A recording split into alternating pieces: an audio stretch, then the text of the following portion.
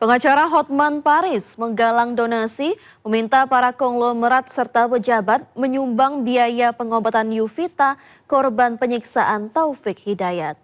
Dari donasi di media sosial telah terkumpul 670 juta rupiah. Maskernya dong. Masker buka. Buka sama bajunya. Melalui akun media sosialnya Instagram, pengacara Hotman Paris mengumumkan menggalang donasi dana secara khusus biaya pengobatan untuk Yuvita Tris Rezeki, korban penyekapan dan penyiksaan Taufik Hidayat di Bandung, Jawa Barat. Hotman secara terbuka mengajak kliennya untuk berdonasi, seperti Prajogo Pangestu, Tommy Winata, Peter Sondang, dan Frani Wijaja, serta anggota DPRD dan Presiden Prabowo, untuk turut memberikan donasi masing-masing minimal 500 juta rupiah. Selain itu, tak hanya konglomerat dan klien Hotman Paris, rakyat kecil juga turut menyumbangkan demi kesembuhan Yuvita Tris Rezeki atas penyiksaan yang dilakukan oleh Taufik Hidayat. Dari 800 orang, donasi yang terkumpul di Hotman Paris mencapai 670 juta rupiah. Sumbangan masyarakat yang punya hati nurani terhadap korban yang disandra oleh pacarnya selama 3 tahun oleh si laki-laki brengsek sudah hampir 800 orang di buku tabungan Hotman. Dan yang paling membanggakan, yang menyumbang ini banyakan menyumbang, coba nih, ada 1.000 perak, 3.000 perak, ada banyak yang 10.000. Bayangkan rakyat kecil yang berhati nurani. Ini mungkin ada yang tukang bakso, ada tukang, ya macam-macam lah, ada pegawai, ya sudah 800 orang yang nyumbang. Dan berapa saldonya Pak? Saldonya udah berapa? 667. Berapa? 677 juta. Sudah mencapai 670 juta. Sebelumnya, aksi keji pelaku terbongkar 12 Juni lalu saat pelaku menghubungi kakak korban dan menginformasikan bahwa korban dirawat di Rumah Sakit Hasan Sadikin, Bandung. Kini keluarga korban berharap pelaku diganjar hukuman seberat-beratnya. Tim Liputan iNews melaporkan. Untuk mengetahui informasi selengkapnya, pemirsa, kami sudah terhubung dengan rekan Naura Safika bersama juru kamera Yudi Richard di Gedung Merah Putih KPK Jakarta. Selamat siang Naura, apakah KPK sudah memutuskan mengambil langkah tegas dengan menjemput paksa saksi Fitri Asidiki? Ya, selamat siang Vina dan juga pemirsa. Memang hingga di hari ini sudah total 4 kali pemanggilan kepada Fitri Asidiki dan juga mangkir dari panggilan tersebut. Di mana untuk panggilan ini dimulai dari tanggal 9, lalu lanjut di tanggal 11, 15, dan terakhir di tanggal 23 Juni kemarin. Dan tentu saja ini menjadi pertimbangan bagi penyidik KPK, dijelaskan dari jubir KPK yaitu Budi Prasetyo, di mana memang kalau misalnya nanti di pemanggilan selanjutnya dari Fitri ini tidak datang lagi ataupun mangkir, maka akan dilakukan penjemputan secara paksa.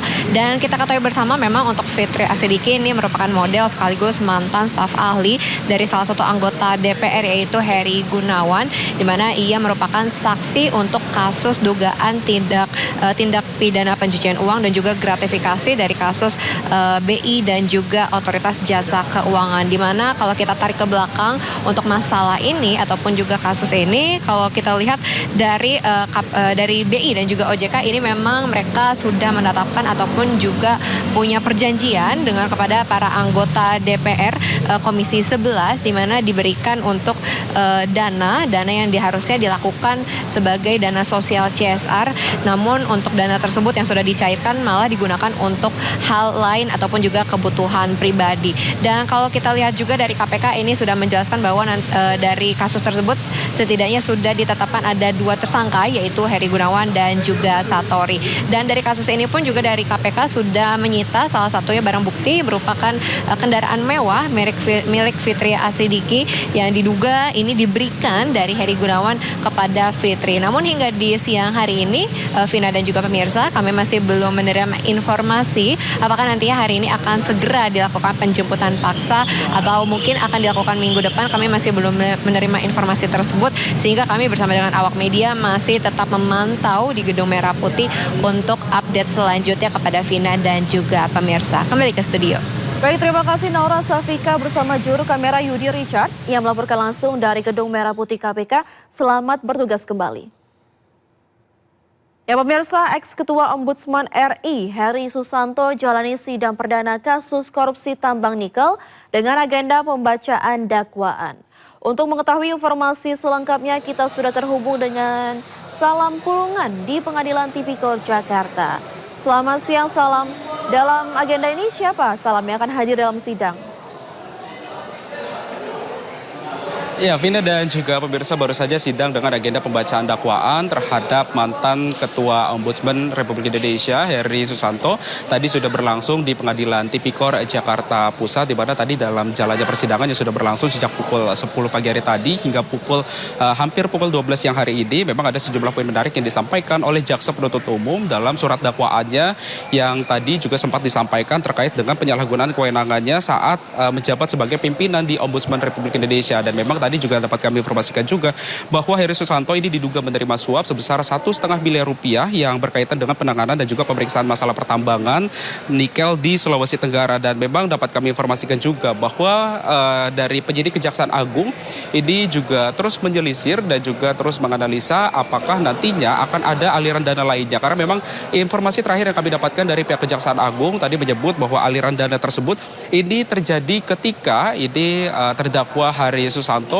menjabat sebagai komisioner sejak tahun 2013 hingga sebagai Ketua Ombudsman Republik Indonesia hingga tahun 2025 lalu. Artinya ini sudah selama 12 tahun praktek suap dan juga korupsi ini masih terus berjalan di tubuh dari Heri Susanto. Dan memang dapat kami informasikan juga kepada Anda, Vina, dan juga pemirsa bahwa selain Heri Susanto, Kejaksaan Agung juga menetapkan pihak pemberi suap dalam perkara ini, di mana dalam kasus ini berkaitan dengan dugaan terkait dengan manipulasi laporan hasil pemeriksaan yang diduga menguntungkan pihak tertentu dalam bisnis pertambangan nikel. Dan memang dari informasi yang kami dapatkan juga dari pantauan kami di lapangan, untuk dari Majelis Hakim sendiri yang bertugas untuk kasus perkara ini adalah dari Ketua Majelis Hakim Dwi Elia Rahma Sulistiowati dan juga anggota hakim ini Fajar Kusuma Aji dan juga Alfiz Setiawan. Dan memang dapat kami informasikan juga dari pasca dari pembacaan dakwaan yang tadi sudah dilangsungkan oleh Jaksa Penuntut Umum,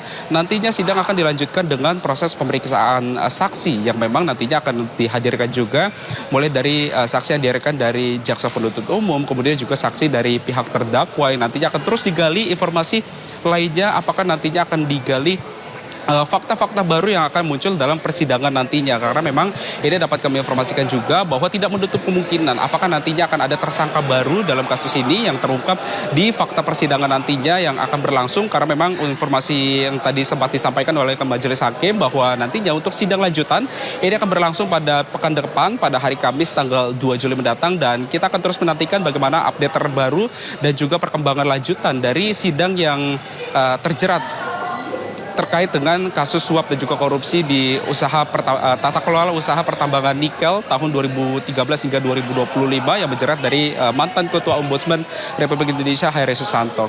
Vina. Baik, terima kasih Salam atas laporannya dan selamat bertugas kembali.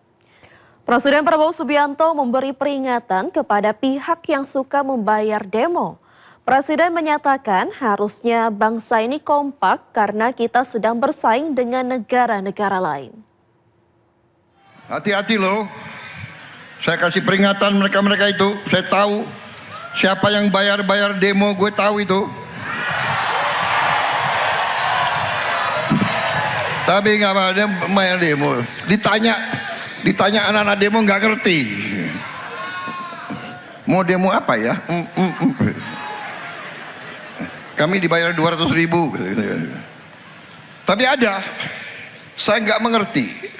Saudara-saudara kita ini kalau merasa kalau kita di dalam pertandingan gitu ya, kita jadi supporter kan, kita dukung satu tim, ayo maju.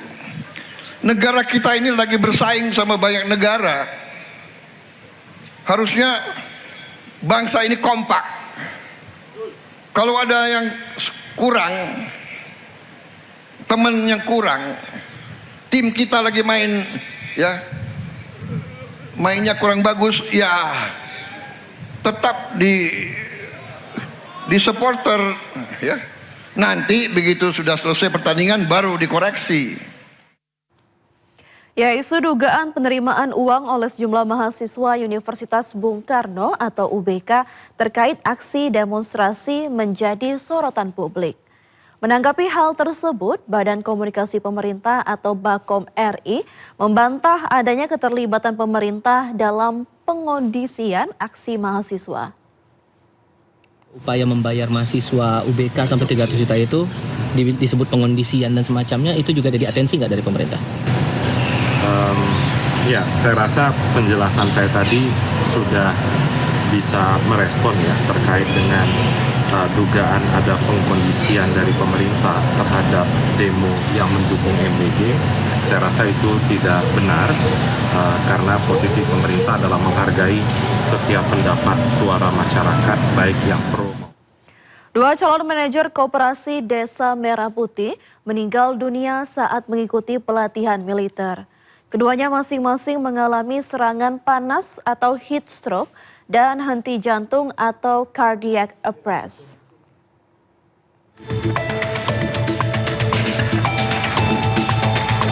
Dua calon manajer koperasi Desa Merah Putih yang meninggal dunia antara lain bernama Anissa Muyasaroh dan Yonanda Muhammad Taufik. Anissa Muyasaroh diketahui meninggal dunia saat mengikuti pendidikan di Satuan Pendidikan Dodik Jur Rindam 6 Mula Warman, Balikpapan, Kalimantan Timur. Perempuan berusia 26 tahun yang merupakan peserta delegasi dari Kabupaten Lamongan, Jawa Timur ini meninggal setelah mengalami serangan panas atau heat stroke. Anissa sempat dibawa ke klinik milik Kodam untuk mendapatkan penanganan awal sebelum dirujuk ke Rumah Sakit Dr. Harjanto TNI Angkatan Darat. Meski telah mendapat penanganan medis, Anissa dinyatakan meninggal dunia.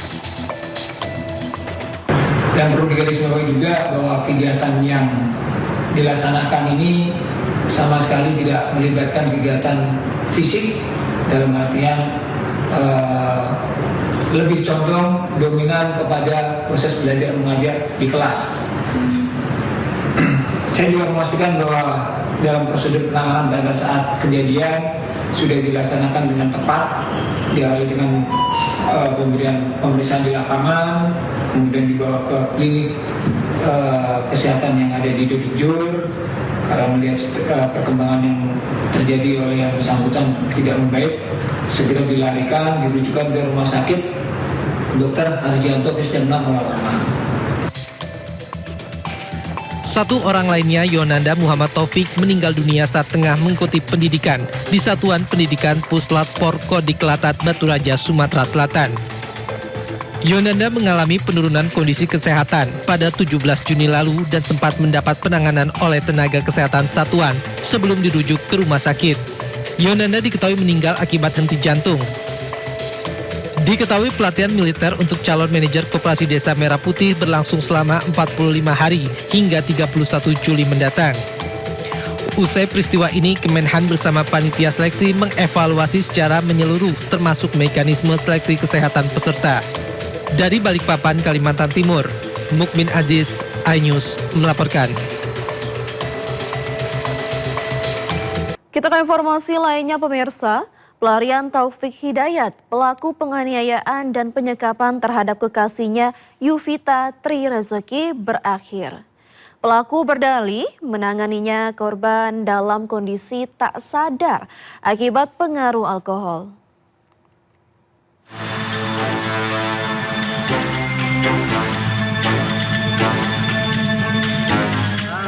Sempat buron, Taufik Hidayat, pelaku penyekapan dan penyiksaan terhadap Yuvita Tri Rezeki, kekasihnya, akhirnya berhasil ditangkap jajaran di Reskrimum Polda Jawa Barat Selasa malam.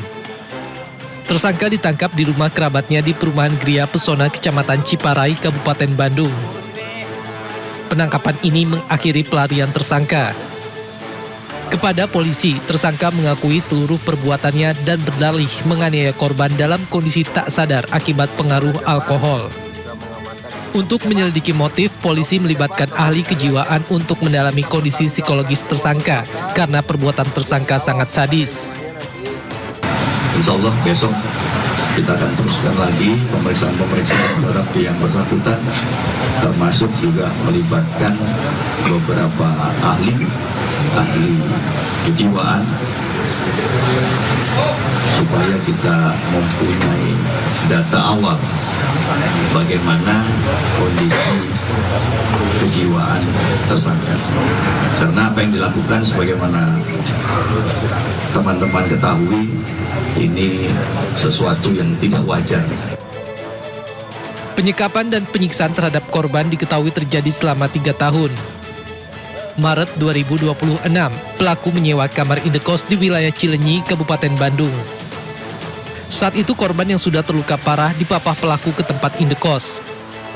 Kepada penjaga kos, pelaku menyebut korban sebagai istrinya yang sedang sakit parah. Tolong nangis-nangis, minta diantar ke rumah sakit gitu kan, minta dibantuin diantar ke rumah sakit. Terus. Nah, selama ke rumah sakit di perjalanan si korban itu nggak kelihatan wajahnya atau mana ditutup?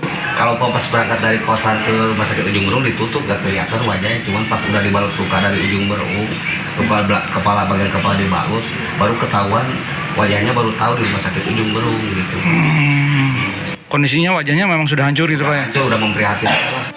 Aksi keji pelaku terbongkar 12 Juni lalu saat pelaku menghubungi kakak korban dan menginformasikan bahwa korban dirawat di Rumah Sakit Hasan Sadikin Bandung.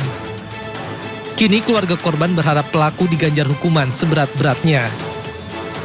Tim Liputan iNews melaporkan. Ya, sementara itu usai ditangkap, pelaku membantah dituduh melakukan beberapa hal. Di antaranya pelaku tak mengakui tuduhan melukai mata dan bibir korban. Tanggung jawab, gitu tanggung jawab. Lain mana nepi bibir teh kunaon? Hah? Wah, banyak kata uhan. Sopot 1, 2 kali kan dipotong. Mana resinya? Penganiayaan oke nya. Tapi mana baheula cenah rek ngancem babeh mana nya? Baheula nya. Bener tak? DC Adira mana teh baheula? Bener ke DC. Hah? Sampai akhirnya DC. Mikir naon kikituan teh? Misal karek ayeuna misal.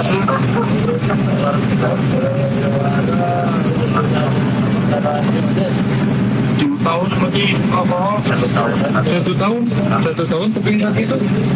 Mikir naon mana teh? 3 tahun kan mana tuh nyokap nanti? 1 tahun setengah. Kemana disiksain pas nyongkel panon apa? Lain nanti nyongkel panon mana? Hah? Saya tahu kunaon matanya. Terus di kumaha? Kunaon? Pakai naon? Pakai. Ya, dari unggahan media sosial Erni 1.986, korban mengaku bersyukur pelaku akhirnya tertangkap. Pihak keluarga korban juga berharap pelaku menerima hukuman seberat-beratnya. Ini si pelaku. Alhamdulillah senang sekali, terima kasih Pak Kapolda sudah membantu saya.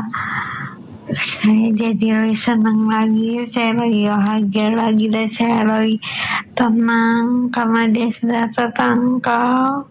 Kita pengennya dia diapain tani? Hukumannya apa tak? Saya pengennya dia dihukum seberat mungkin, biar dia ngerasain apa yang saya rasain. Kita serahkan ya tanya ke pihak berwajib. Amin, ya Allah, semoga si pelaku kasih. dihukum seberat-beratnya, setimpal-timpalnya. Kalau bisa mata ganti mata, hidung ganti hidung, mulut ganti hidung. Ya, dipikir hancur. Terima kasih. Kita tetap kuat ya. Semua warga Indonesia mendukung Pita, ngasih kekuatan buat Pita. Terima kasih, terima kasih. Ya, ini ayahnya nih. Mas, harapan Mas Irin gimana nih buat si pelaku? Ya, hukumlah seberat-beratnya. Sebenarnya kan emang kita negara hukum ya kalau bisa seumur hidup aja. Semoga kan anak kita juga seumur hidup cacat. Iya. Pita berterima kasih ya kemarin Pak Dedi ya. Terima kasih Pak Dedi, Pak Kapolda juga terima kasih Kapolda sekali. dan jajarannya yang udah dan kerja. jajarannya sudah bekerja sama biar orangnya ketangkap. Terima kasih sekali. Buat Pita. Dari media sosial Koran Gala, penangkapan Taufik ternyata berawal dari pelaku yang menghubungi rekan kerjanya bernama Dadang. Dadang bercerita dirinya tak mencari upah 250 juta. Taufik menelpon karena panik dicari seluruh orang di Indonesia. Awalnya, jadi si Opik itu beberapa hari yang lalu nelpon ke saya. Jadi Pak gimana ini saya viral, bahkan se-Indonesia. Nah, terus saya lihat, oh iya viral di Indonesia. Nah terus kamu maunya gimana? Nah, saya bilang kan gitu. Ya Pak, gimana ya minta bantuan perlindungan. Mungkin karena saya kan punya anak di kepolisian juga, mungkin dia mikir ke sana. Jadi ya udah gini aja. Kamu kalau misalkan lari-lari, kalau mujur sampai kakek-kakek pasti lari, capek. Saya bilang gitu. Itu yang pertama. Yang kedua, karena di medsos sudah rame, kamu bisa jadi ketangkap warga mati di jalan. Atau yang ketiga, ketangkap sama polisi. Kayak di TV ditembak. Itu kamu pilih aja mau yang mana. Ya mikir lama. Sampai pada akhirnya kemarin, ya udah Pak, saya ngikut Bapak aja mau menyerahkan diri. Ya sudah, kalau menyerahkan diri nanti saya telepon pihak berwenang. Nah, kebetulan saya telepon Pak Hendi. Pak Hendi kebetulan dari kepolisian juga. Saya koordinasi dengan Pak Hendi. Cuman masih istilahnya bikin strategi gimana caranya dia benar-benar menyerahkan diri, karena setiap nelpon itu ganti-ganti nomor. Setiap nelpon itu. Nah akhirnya saya udah ngobrol sama Pak Hendi, oke Pak Dan, katanya gitu. Ya gimana, gini aja Pak, kalau misalkan dia rencana mau ke rumah saya, Pak Hendi siap-siap datang ke rumah. Oke, katanya gitu. Nah kebetulan dia telepon lagi, Pak saya sekarang mau menyerahkan diri. Nah, saya bilang kamu harus kooperatif. Oh iya, saya insya Allah kooperatif. Datang ke sini, Pak Hendi udah dari sini. Kebetulan Pak Hendi itu dari Polda ya, Polda. Nah, Pak Hendi udah ada di sini, datang sini, terus sama Pak Hendi dibawa masuk dulu ke sini ngobrol. Jadi teknisnya gimana? Setelah ngobrol sebentar, barulah dibawa sama anggota. Kenapa dia nelpon ke saya? Tahun 2023-2024 pernah satu pekerjaan. Kalau ada yang menyerahkan tersangka dikasih 250 juta, alhamdulillah nanti akan saya terima dan akan saya kasihkan ke korban. Jadi atau Pak KDM udahlah langsung aja kasihin ke korban gitu. Soalnya lebih membutuhkan dia itu. Kasihan sekali.